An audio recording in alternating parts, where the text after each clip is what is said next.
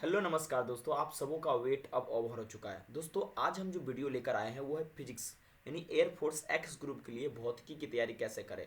सबसे बड़ा nightmare student के लिए, इसमें मैक्सिमम स्टूडेंट फेल होते हैं। इस वीडियो में दोस्तों हम आपसे चर्चा करेंगे कि एयरफोर्स एक्स ग्रुप के यानी 25 जो क्वेश्चन आपके होंगे, ठीक है, इस 25 क्वेश्चन में हम लोग कम से कम कैसे 20 प्लस क्वेश्चन को हम लोग सही कर सकते हैं। जी हाँ दोस्तों, ये एक हकीकत है, सपना नहीं, एकदम दोस्तों हकीकत है। और आप सही कर सकते हैं 20 प्लस क्वेश्चन को बिना बिना किसी हिचकिचाहट के दोस्तों। तो चलिए शुरू करते हैं बिना किसी रुके। दोस्तों इस वीडियो में हम चर्चा करेंगे हाउ टू प्रिपेयर को लेकर, ठीक है, फ्रॉम वेयर टू प्रिपेयर, यानी पहले चर्चा करेंगे कि आखिर फिजिक्स की तैयारी कैसे करें, और दूसरा चर्चा करेंगे कहाँ से करें, और तीसरा चर्चा करेंगे नोट्स कैसे बनाएं। क्योंकि दोस्तों नोट्स बनाना भी एक अहम पार्ट होता है आपके फिजिक्स की तैयारी के लिए, एयरफोर्स एक्स ग्रुप के लिए। Why many student fail in physics, आखिर क्यों बहुत ज़्यादा छात्र जो है फिजिक्स के परीक्षा में फेल होते हैं दोस्तों। तो चलिए इस वीडियो को हम समझते हैं और दोस्तों देखते हैं। चलिए स्टार्ट करते हैं सबसे पहले हाउ टू प्रिपेयर को लेकर। दोस्तों देखिए, जब हाउ टू प्रिपेयर की हम बात करते हैं तो उसमें हमें सबसे पहला क्या करना चाहिए, तीन चीज़ पर मुख्यतः फोकस करना चाहिए कि आप मार्केट जाइए, मार्केट जाने के बाद पी वाई क्यू उठा कर लाइए दोस्तों। पी वाई क्यू यानी प्रीवियस ईयर क्वेश्चन दोस्तों, क्या उठा कर लाइए, P Y Q. P Y Q कहने का मतलब दोस्तों हुआ प्रीवियस ईयर, और दोस्तों क्या क्वेश्चन, पी वाई क्यू उठाकर लाइए। और इसमें दोस्तों आप सबसे पहले देखिए कि फिजिक्स का किस तरह का क्वेश्चन आता है। क्या ऑब्जेक्टिव ज़्यादा रहते हैं, न्यूमेरिकल ज़्यादा रहते हैं, फॉर्मूला ज़्यादा रहते हैं, उनके बेसिस पे हम लोग तैयारी करेंगे। की फीचर्स को आप समझिए, सबसे पहले क्या इसका की फीचर है, इसे कैसे कर सकते हैं, इसको आप समझिए। उसके बाद आप स्टडी करने का एक सही तरीका को चुनिए, एक सही वे चुनिए स्टडी करने का, ठीक है। सबसे पहले हाउ टू प्रिपेयर में तीन चीज़ ध्यान रखना पड़ेगा कि प्रीवियस ईयर क्वेश्चन आपके पास में होना चाहिए, दूसरा आपको की फीचर समझना पड़ेगा, तीसरा आपको राइट सिलेबस चुनना पड़ेगा, राइट स्टडी का प्रॉपर वे में देखना पड़ेगा। देखिए जब हम पूरे एयरफोर्स एक्स ग्रुप के 2-3 साल के पेपर को एनालाइज किए तो हम उसमें क्या देखे, गौर से आप भी देखिएगा दोस्तों, हम उसमें पाए क्या आखिर। देखिए ये कुछ ना प्रीवियस ईयर का क्वेश्चन है। यहाँ पर आप गौर से देखिए, इसमें कह रहा है इसमें से कौन सा स्टेटमेंट करेक्ट है। तो यहाँ पर चार ऑप्शन दिए हुए हैं और चारों में से कोई एक को टिक लगाना है। इसका मतलब ये हुआ कि इसमें थोड़ा सा थिंकिंग एबिलिटी बेस्ड पर भी क्वेश्चन आता है, टी ए के आधार पर भी, ठीक है। और उसके बाद दोस्तों जब हमने और क्वेश्चन को खंगाला उसी में, तो मैंने ये भी देखा कि उसमें दोस्तों न्यूमेरिकल भी पूछा हुआ है, ठीक है। इसके अलावा दोस्तों हम ये भी देखें कि फॉर्मूला को भी बनाकर पूछा गया है। जब इस सब सारे चीज़ को हम एक पार्टिकुलर किताब खोजने के लिए निकले, तो मेरे सफ़र में हमें मिला किताब जो सबसे ट्रस्टेड था, वो था N C E R T. जी हाँ दोस्तों, वो किताब क्या था, N C E R T. मैंने N C E R T में देखा और लाइन बाय लाइन क्वेश्चनों को मैंने समझा, और मुझे ऐसा महसूस हुआ कि N C E R T से ही 99% क्वेश्चन पूछे जाते हैं। तो इतना बात आपको क्लियर हो गया हाउ टू प्रिपेयर में क्या ध्यान देना है, क्या हमने देखा, क्या ऑब्जर्व किया। उम्मीद करते हैं आप भी पी वाई क्यू लेकर इसी प्रकार से ऑब्जर्व करेंगे। अब दोस्तों हम बात करते हैं कि कहाँ से तैयारी शुरू करनी चाहिए, ठीक है। देखिए जब आप ये सोचते हैं फिजिक्स यानी भौतिकी की कहाँ से तैयारी करें, तो सबसे पहले आप डिस्क्रिप्शन बॉक्स में जाकर सिलेबस को चेक कीजिए, वहाँ पर एक नंबर दिया होगा, उस पर मैसेज कीजिए और उसमें आप सिलेबस मंगाइए जिसमें मैंने बताया है, ठीक है। और उसमें सिलेबस को देखते हुए आपको बुक और स्टडी अप्रोच दोनों को समझना पड़ेगा।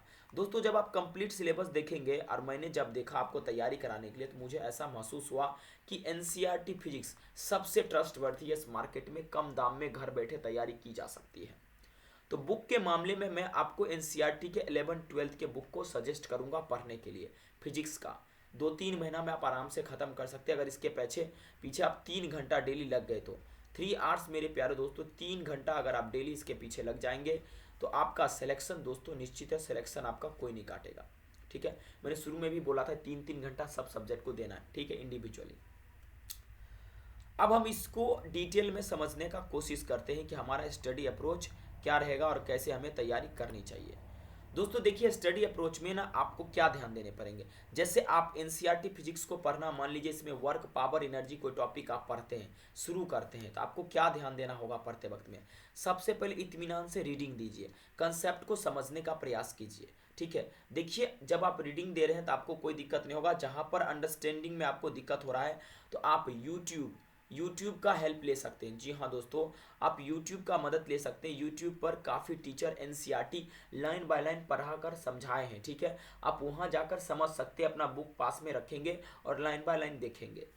इससे धीरे धीरे आपका क्या होगा, रीडिंग एबिलिटी बढ़ेगा। देखिए अनडाउटेडली टीचर का कोर्स बहुत ज़बरदस्त होता है, लेकिन दोस्तों आप किसी चीज़ को रीड करेंगे, समझेंगे, घर बैठे पढ़ेंगे, तो उसमें जो आप अंडरस्टैंड करेंगे, पेपर को अटेम्प्ट करेंगे, वो टीचर उसके सामने फीका पड़ जाएगा, ठीक है।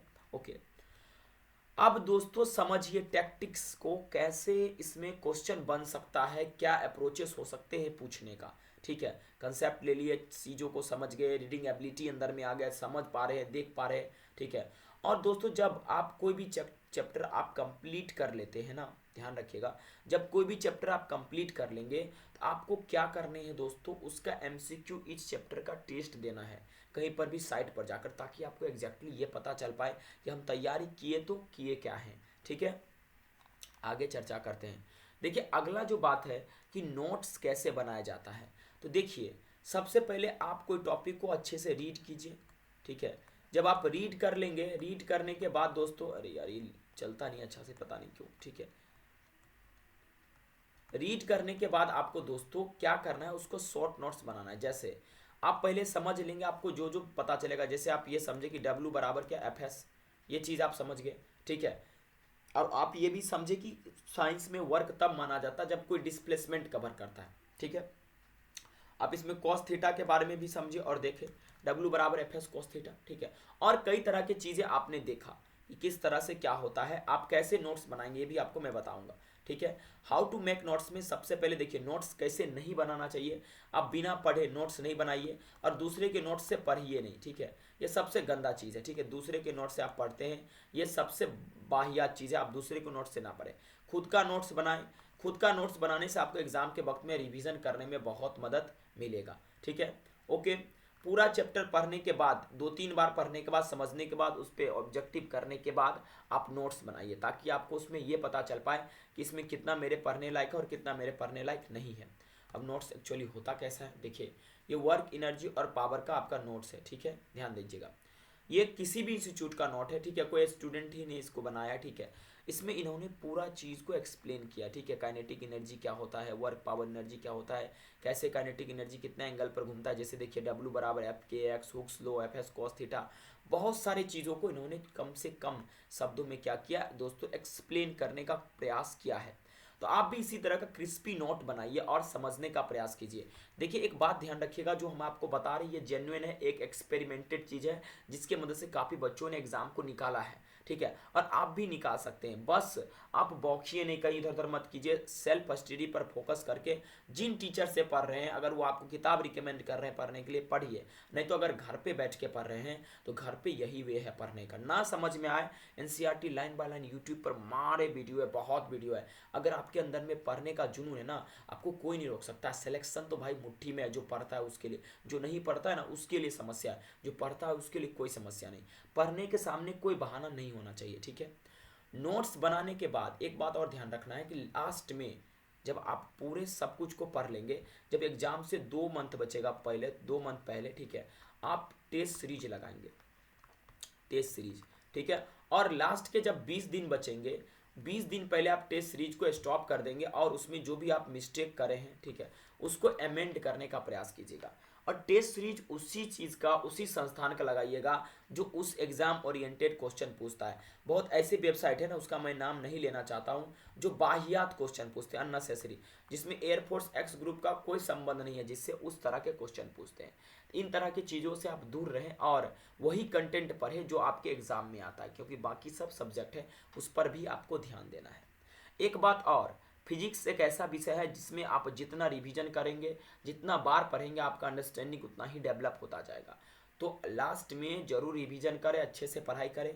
यही तरीका है जिसके मदद से आप क्या कर सकते हैं, फिजिक्स को बहुत बेहतरीन ढंग से पढ़कर आप कंप्लीट कर सकते हैं।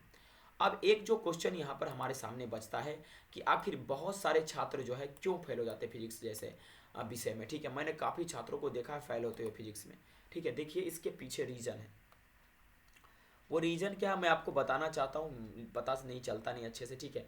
देखिए रीजन दोस्तों इसके पीछे कारण क्या है, देखिए सबसे पहले वो सही कंटेंट नहीं पढ़ते हैं, ठीक है।